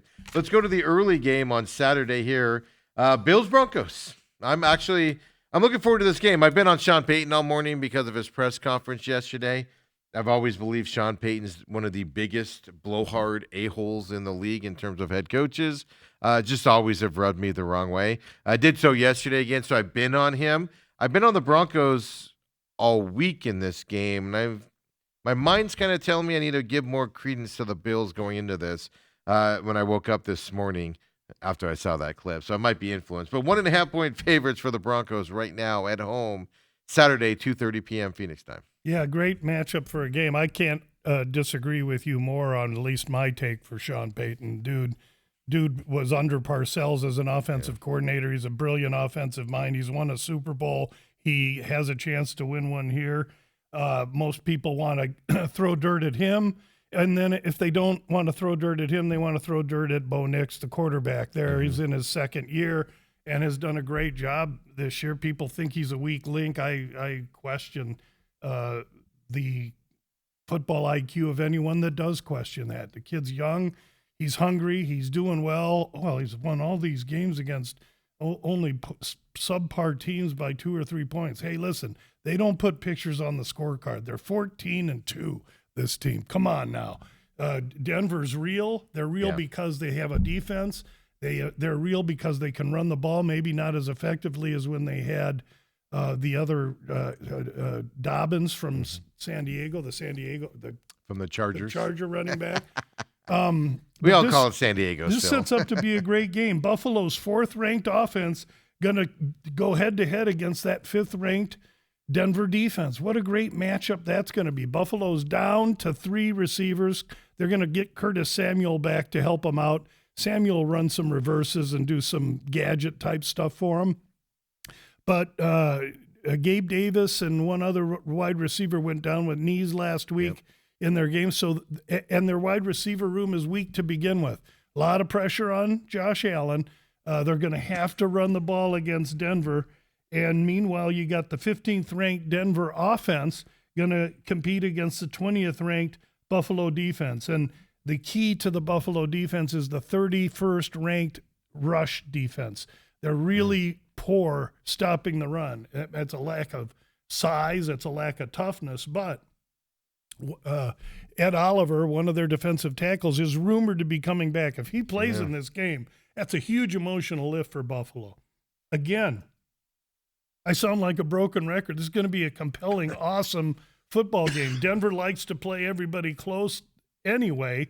And if I'll tell you, coaching, I'll say it's a push, maybe lean to Peyton. Quarterback, it doesn't matter who Buffalo plays. The quarterback advantage is with Buffalo, and that's a big advantage. I look at special teams, Buffalo 15, Denver 16.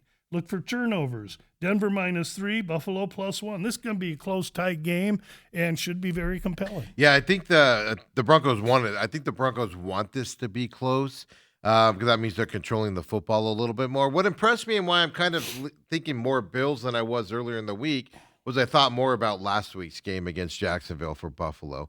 Now, I know you always say it doesn't matter. You know, that's what fans do. We look back. But the way they won that game shocked me last week. I expected them to lose that game. They came in. So did the world. And they came back at the end, right, and fought back.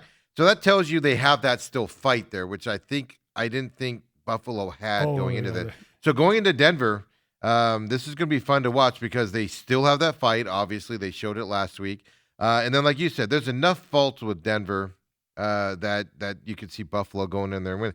And it's like almost like last week it kind of changed my opinion on Buffalo. Maybe this is Buffalo's year with Mahomes out and those teams all out, that maybe they can do this. So I think that's why I woke up this morning and was like, I'm not saying I'm going to pick the Bills yet, but I'm saying I'm not giving them enough credit for being in this position. So we've been ping-ponging because the line opened Bills -1. That's what I was going to ask you. And now it's Denver -1.5. Yeah. So it's flipped. And so when it went Denver -1.5, here's leg 2 of the 3-team 7-point teaser. That was an easy take the Bills up to 8.5 because Josh Allen, if he's down 14 with 2 minutes left, he's going to put a touchdown up, and hopefully I can get within that 8.5. But I believe that the Bills savvy, their experience, the fact they've gotten there so close so many years in a row, and there's no excuses this year. Yeah, there's a little pressure on them. Yeah, they're a little dinged up.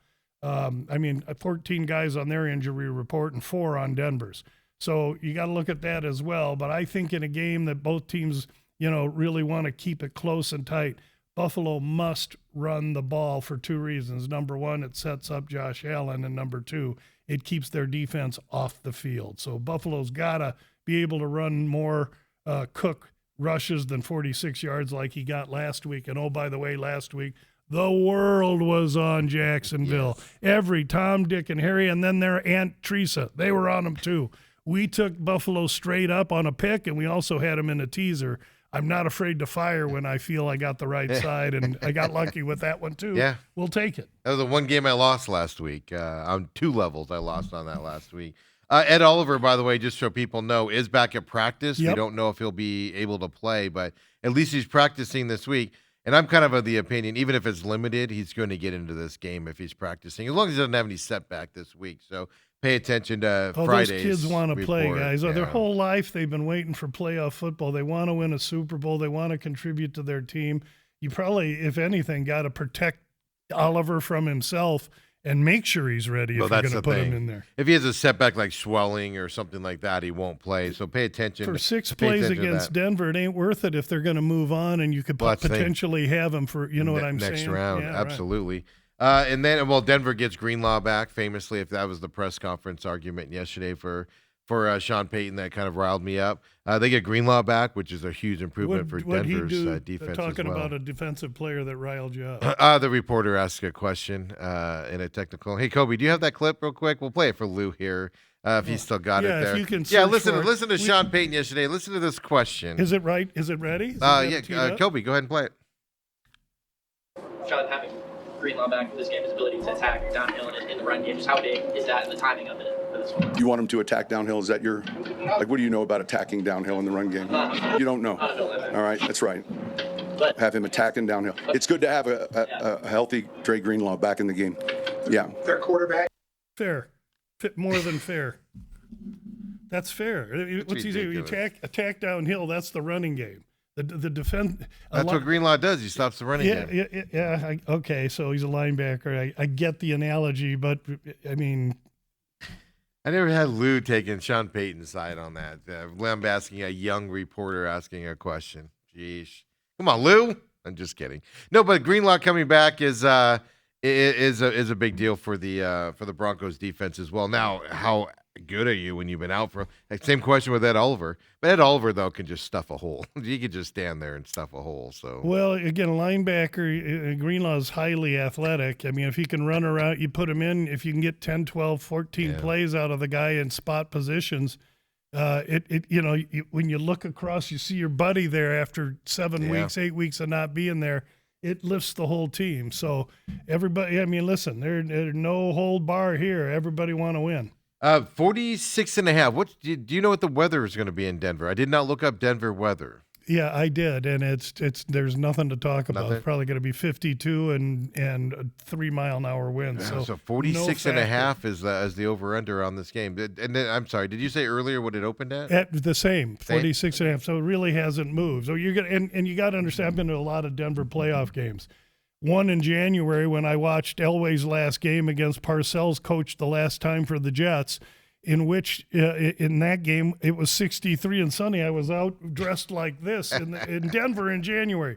So, but things can change. So they kick the ball off and it's 50 and breezy, and then by the second half you could have sleet. So you never know. You got to kind of watch what's going on in Salt Lake City, because whatever happens in Salt Lake that on the Saturday is going to be on Friday is going to be what's going to happen in Denver on Saturday.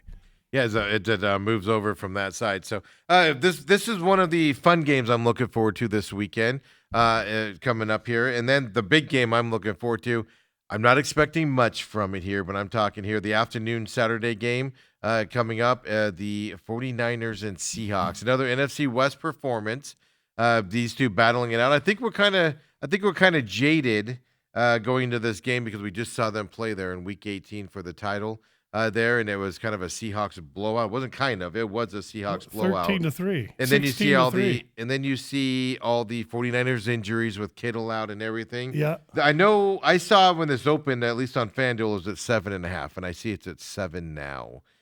Going into this, I don't know if there's been bigger movements on other boards out there, but 40. Over-under is 44.5 right now on FanDuel for this Saturday afternoon game. Yeah, so that opens, and I'm quoting Westgate Superbook because they're a big shot that opens quick. Opens 7 and 45.5. Seattle 7, total 45.5. Went to 7.5 immediately, which is telling. And now most of those 7.5s are gone. The only 7.5 remaining in the marketplace is at Circa, which is telling. Circa tends to get sharper bettors. That means the sharper guys are still playing on a little Seattle, where the rest of the community and the whole VSiN community. If last week everybody was on Jacksonville, this week it's San Fran. Really? And I kind of get it. Listen, this is a divisional hatred game. They've played twice already. They were competitive games both times. The first time Darnold had some turnovers and came roaring back late. The second game, Seattle showed their mettle. And there are still tremendous amounts of people in the marketplace, both behind the counter and on my side of the counter, that regard the Rams as the more potent, the highest ranked team in the NFC, to which I say blowhard folly, bull roar, because this is all Seattle in the NFC. Seattle's got Darnold. Oh, yeah, he never makes – I've been telling you for weeks they're going to kick the door in. Seattle's going to kick the door in. Darnold's going to play well. I look for Seattle to face Buffalo in the Super Bowl. Really? I'm looking forward to a Rams-Seattle NFC Championship game, by the way. Just because of an NFC. A Rams-Seattle. Rams-Seattle. Okay. Yeah, Rams-Seattle. Just because the NFC, also just hopefully wakes up the Cardinals that you're so not competitive in your division. You got to do something big here. You can't get past those Cardinals. Did they get? Is Gannon still the coach? No, they let him go. So they let him go. Okay. They're interviewing like 14 different offensive and defensive coordinators out there for positions. Clint Kubiak's one of them as well. ESPN has the offensive coordinator for Seattle. ESPN, several of their people say Clint Kubiak will be the next head coach of your Arizona Cardinals. Very interesting. I think that would be after their Super Bowl run here. I think that would be a positive. Yeah, this is gonna be a fantastic game. I just think this is a mismatch for Niners. I'm actually surprised it hasn't moved to a bigger number. If people are putting a number on the, it's just at some point, and there was rumors that the Niners would get Fred Warner back as well. He's practicing. But he's also. It's not like Ed Oliver, where Ed Oliver's same thing as Greenlaw. Same thing as the others. Ed Oliver's like I'm back. I'm going to be there. I'm going to be there. And Fred Warner's like, we're going to take it day by day going into this. That's right. And that's the brilliant coaching of Shanahan, the best coach in the NFL. And that's why I think there's a lot of people on San Francisco, because this guy Shanahan, you're not going to outcoach him. Yeah, I agree with that. I agree with that. He's going to keep him in it. And then you go, like I said, then you look at 18 where they only scored 3 points on top of it. You've lost Kittle now on that offensive side. I say a lot during this year, without McCarthy, name another star on this offense. You can say Purdy, but in terms of skill positions, you get a little slim there. Well, what they need is the stretcher back, and that's not. I was going to say Ricky Prohl. Who's the kid that Pearsall? Pearsall. They need Pearsall back because Kittle can be handled with that big mouthy wide receiver that they got, number 15. I'm forgetting his name. He plays basically a tight end position. So I don't see San Francisco being hindered by the loss of Kittle as much as others do, because they have big-bodied receivers underneath. But they got to be able to stretch, because if you don't have your safeties playing back, there's no room for the underneath. So there's going to be a lot of moving parts there. I expect Shanahan to coach a brilliant game. I expect Seattle to be fresh and ready to fire. And, boy, how do you got two division teams with serious division hatred. Yeah. And just like you say, if you do get the Rams and Seattle next week, I mean, you're looking at the 3 top NFC teams, all from our division. Yeah.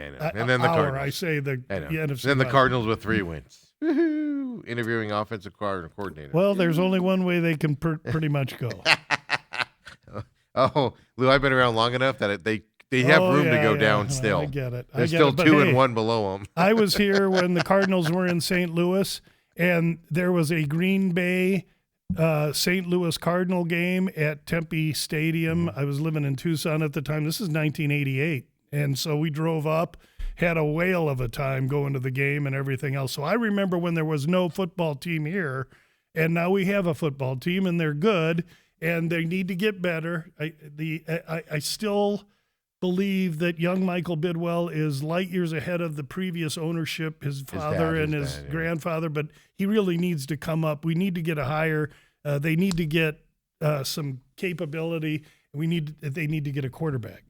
Well, that's 100%, because that's one thing every team this weekend has. Even the weakest link this week, because I was actually thinking about this. You kind of lead me to this on my notes here. I was going to talk about it tomorrow, but kind of preview it now. If you look at the teams this weekend going into, right, like the Texans defense is really good. The Seattle defense is probably better, but from that side. But if you look at this, what does every team have here? Everyone except Houston. Quarterbacks.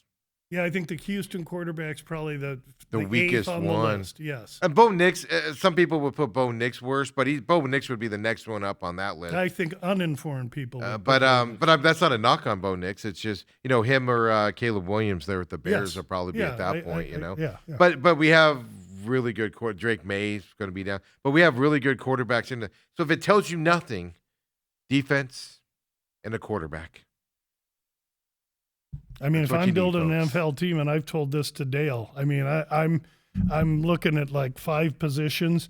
I need, 2 cornerbacks, a rush end, a quarterback, and a center. You give me that, my uns is going to beat your uns. Yeah, right. As I might have missed this, or I forgot. The over under on this game is 44.5 for the Niners Seahawks.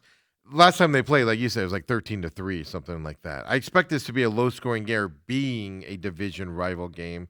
Regardless on that, that line moved at all? You might have said this. Yeah, it started at 45.5. So only 1 point. It's ticked down a little bit, basically because of the Seattle defense is number 1, but the San Fran defense is as inept as the Bear defense is. And that's why Warner would be such a huge shot in the arm for them if he could just get on the field. I apologize if you said that earlier. I must have missed it because I was like, I don't know if I did. So I know. Well, there we go, folks. That's where we are, Lou, at this point. So last Saturday and Sunday weekend of NFL football on tap for this year. Yeah, it is. And I mean, I got this weekend, and I had a huge weekend last weekend. Traditionally, I suck eggs on wild card. I don't know. Last weekend was great. I'll tone it down a little this weekend, and then, of course, next weekend will be the last real earning potential weekend for me. We get to the Super Bowl, I'm going to share with you some of my props. I'm going to have a little more fun. The bets go down almost 10 times. So if a unit is $10 in the regular season, my Super Bowl stuff's going to be $2 kind of stuff. That's 5 times. But it just more recreational in the Super Bowl. If I haven't made my clients, ROI, and we're sitting about 14% right now this year. If I haven't done it by the AFC and NFC championship game, I better wave the white flag because I ain't going to do it in the Super Bowl. You're not chasing it in the Super Bowl? Nah. Who did you say your Super Bowl was? Who? Seattle and who? Seattle versus Buffalo. Buffalo. Ooh. That's what I think. And I've been saying that for a few weeks now. We'll see if it comes to fruition. Yeah, I was impressed with Buffalo last week. I thought this was just going to be a flame out for them. I thought McDermott would be needing a new head coach and need a new job next year. And the way they came back last week and the way they won that game, even the Rams with their comeback, hitting that game-winning pass to Parkinson there. Savvy veteran quarterback. It's just amazing to watch these guys, and it's just like, man, these guys are never going to be out of these games going into it. And I think it's fun to see. Seattle does worry me a little bit. The defense, though, is what kind of gives me the hope. But Seattle does worry me. And I have thrown manure on Chicago all season long, and I will come clean. I've been incorrect. The coach has done a wonderful job despite that defense. Caleb Williams, I said I didn't think he'd be around next year for this guy. I watched him make a couple passes last week that were unbelievable. I put him in the Kyler Murray band thing. And what I mean by that is Caleb Williams will be absolutely god-awful terrible for like 2 quarters. And then he makes the most unbelievable plays that you're like, oh, my God, that's the guy we're expecting. And it's kind of funny, and it's just like, oh, my God. Because that first 2.5 quarters, that looked like Caleb was going to get fired, in the middle of that game with the way he was playing. His interview after the game, he wasn't screaming and yelling. He was a perfect, I think, representation of how he's being coached. And I'm coming around on the kid, and I'm not. And my record on quarterbacks is as poor as any NFL GMs. They're all bad I'm not too. afraid to say, but this kid Williams may make it if the coach brings him back next year, he will have made it. Yes. Yeah, but I'm not. I guess what I'm trying to say without saying it, I should just say it is, I'm not sure Caleb Williams is the guy going into next year yet. Well, I know that coach there will be able to tell us better than me or better than you. It's just the reaction. We'll see with this game. If he comes out and struggles for 3.5 quarters again. Well, we've seen Shanahan move away from. He made it to the Super Bowl with Garoppolo, and Garoppolo couldn't hit the open receiver. Well, he's not our quarterback anymore. We're moving on to somebody else at that point. So the good coaches will make changes if they don't feel a guy can fill their system. So I think this is a big game for Caleb, and I think he's going to, probably be able to do it with that wind and that cold and all of that. But Lou, 4 games this weekend, then you got a busy week next week. UFC getting ready for that. Now you'll do your sneak peek on Monday or Sunday night, Monday, whenever you do it. It'll be out Monday, you bet. And then, do you do anything else for UFC during the week until the weigh-ins on Friday? Do you pay attention to stuff, or is just relaxed? Wednesday are fighter interviews, so I'll take those in. And then weigh-ins on Friday morning. Yeah, so busy. Back to the grind next week. Lou, your vacation is over. Yeah, I needed the refresher. I'm ready now. I'm fresh and ready to go. Yeah, and I'm telling you guys, this UFC card next week is going to be one that you do want to watch as well. So we'll talk about that next week. It'll be a packed show next Thursday with Lou. So come and join us. Lou, appreciate it as always. Go deal with your house. Fun times. I need to do drywall and I'll paint again in my ceiling and stuff with all the holes I have in my ceiling right now. Oh, I'm an expert at that stuff now. We'll see y'all later. McCollum on Business at 11 o'clock today. Be back, of course, tomorrow, 8 o'clock, the main event. So come on back, folks. We'll see you then.